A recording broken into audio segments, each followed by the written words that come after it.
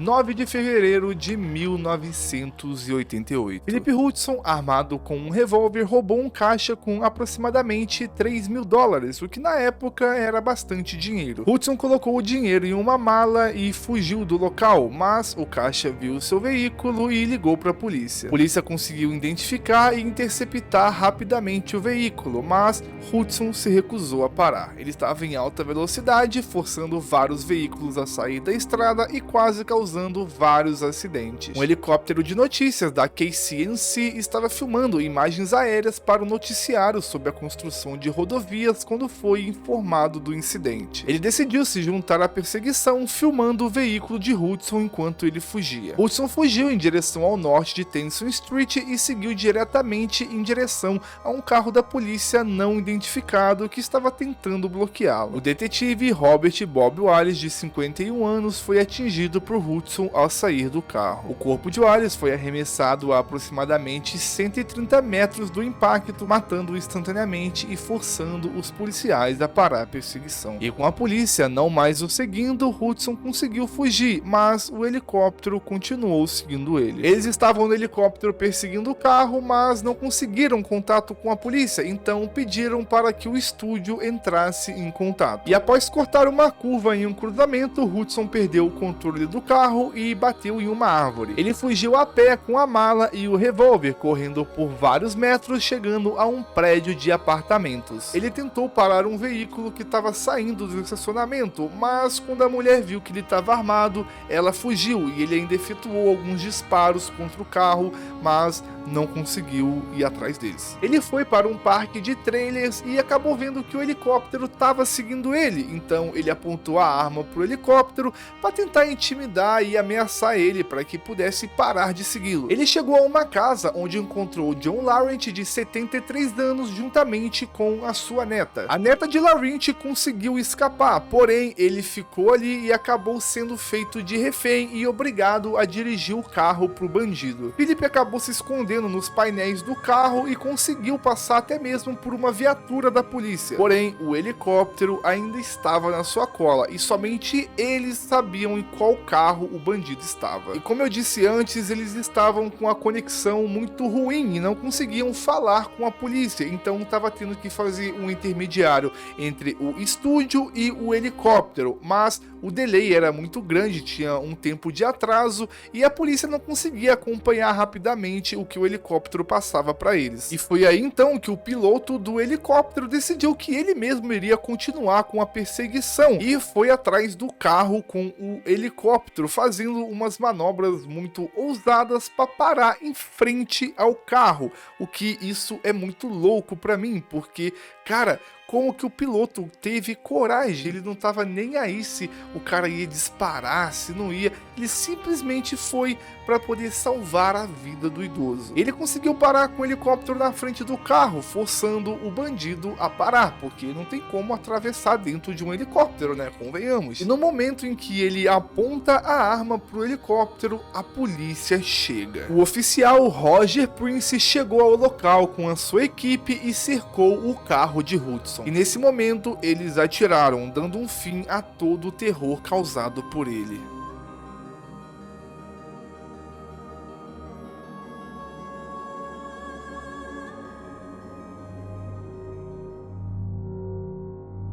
Luiz Ricardo Monteiro é um apresentador brasileiro e ficou conhecido por interpretar o palhaço Bozo no Brasil. Em 9 de dezembro de 2014, ele sofreu um acidente enquanto tentava fazer um cospe-fogo no programa do Ratinho. O fogo acabou atingindo sua boca e, ao cuspir o álcool que ingeriu para fazer o número, ele causou um pequeno incêndio. Olhinho, sai! Olha!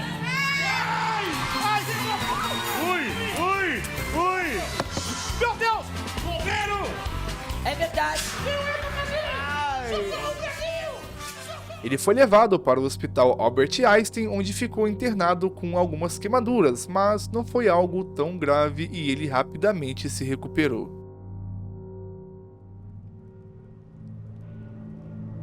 Era um dia comum no mundo da televisão, comerciais, novelas e programas para entreter os telespectadores. E um dos programas mais populares da época se chamava Christina's Court, um programa centrado em uma mulher, chamada Christina obviamente, dando conselhos e assessoria para aqueles envolvidos em alguma causa jurídica. E em uma manhã, o comediante Shaw Harris seria apresentado entrando com uma ação contra sua ex-namorada na esperança de recuperar o aluguel de 9 meses não pago. E esses programas eram obviamente roteirizados, pelo menos até um certo ponto, e com Harris não foi diferente, ainda mais que ele era um profissional, um comediante. Isso levou a vários inúmeros momentos engraçados, e acabou sendo um dos episódios mais importantes da série. O momento mais memorável é com certeza o final, quando as coisas parecem se desviar um pouco do roteiro planejado. O comediante começa a interagir com um oficial de justiça de Christina, um homem chamado Hernand Spivey, que foi parte importante do show, sendo o ajudante da juíza por anos e anos. Não era sempre que ele era o centro das piadas, porém Char começou a zoar com ele quando descobriu que fazia 27 anos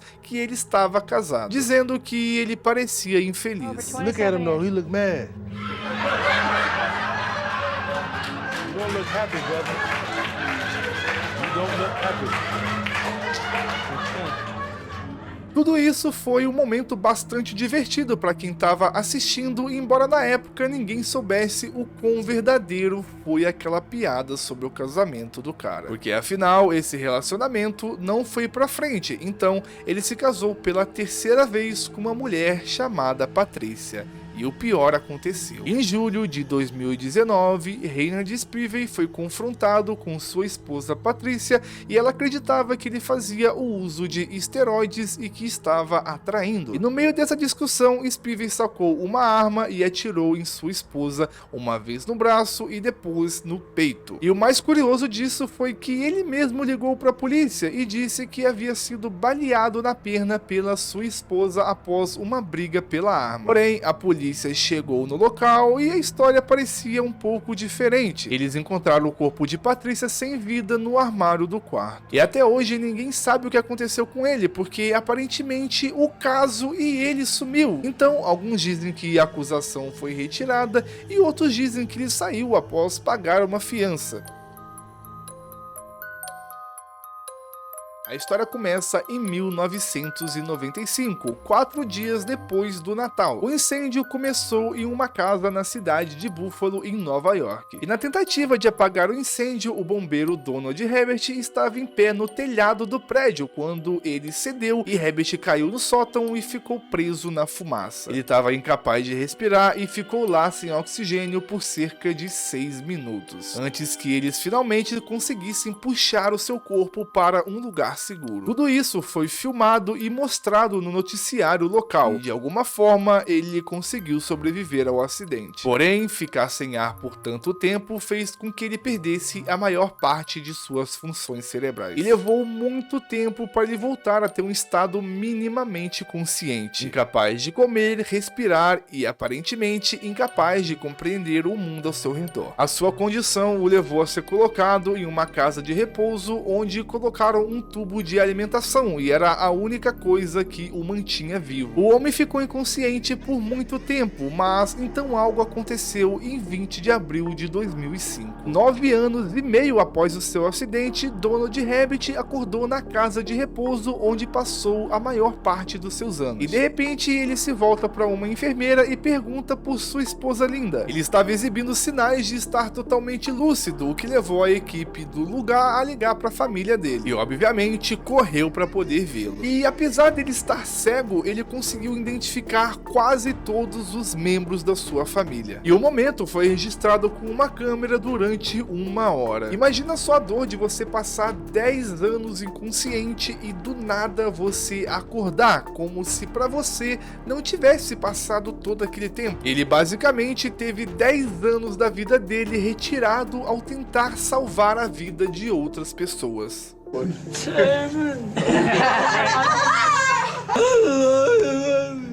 How long have I been gone? Quite a while, pal. Quite a while. 10 years.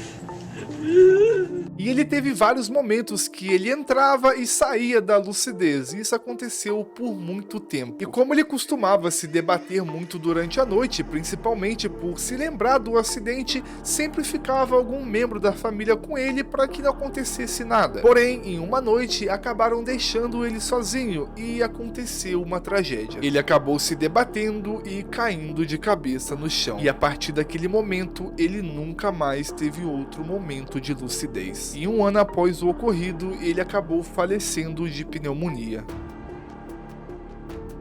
No dia 11 de janeiro de 2001, estava sendo gravado um episódio de Xuxa Park, e no estúdio tinha cerca de 300 pessoas, sendo 200 delas crianças. Os outros eram integrantes da equipe e os responsáveis pelos menores. Na época, a polícia divulgou que o local estava com capacidade acima do limite. Faltava 5 minutos para que a Xuxa entrasse na nave do cenário, o ato que tradicionalmente encerrava o programa. No entanto, enquanto ela cantava Hilarie, o fogo começou na nave. E tem apenas um único vídeo exibido no Jornal Nacional do mesmo dia. Nele, é possível notar que as dançarinas e algumas crianças começam a correr, enquanto Xuxa ainda estava cantando. Em seguida, os bombeiros iniciam o trabalho com extintores, e a apresentadora então percebe que o incêndio começou, chamando todos em sua volta.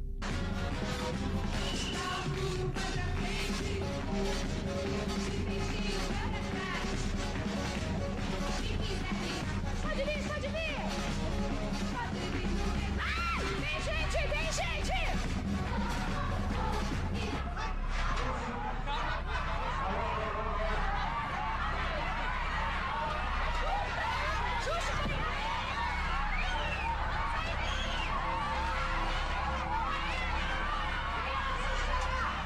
26 pessoas ficaram feridas, 7 delas em estado grave. Um dos mais graves foi o de Tamires Gomes, com 7 anos na época. Ela estava na roda gigante próxima à nave onde se iniciou o incêndio e sofreu queimaduras de 2º e 3º grau. E ela foi a última a ser resgatada. A garota foi salva por Leonício de Oliveira, segurança de Xuxa, que resgatou diversas crianças naquele dia. No entanto, ele ficou com quase 100% das suas vias respiratórias comprometidas. E após um longo tratamento custeado pela emissora, todos se recuperaram. Tamires teve 34% do seu corpo queimado e permaneceu internada por 107 dias. Inicialmente, o Xuxa Park não foi dado como cancelado. A Globo anunciou que havia tirado o programa da Xuxa do ar temporariamente, pois, segundo eles, não seria correto exibir esse programa enquanto as vítimas do incêndio ainda estavam internadas. Então, no lugar disso, começou a passar alguns desenhos e o programa nunca mais foi exibido. 8 episódios inéditos foram gravados e nunca foram ao ar. Xuxa voltou aos estúdios apenas 3 meses após o ocorrido.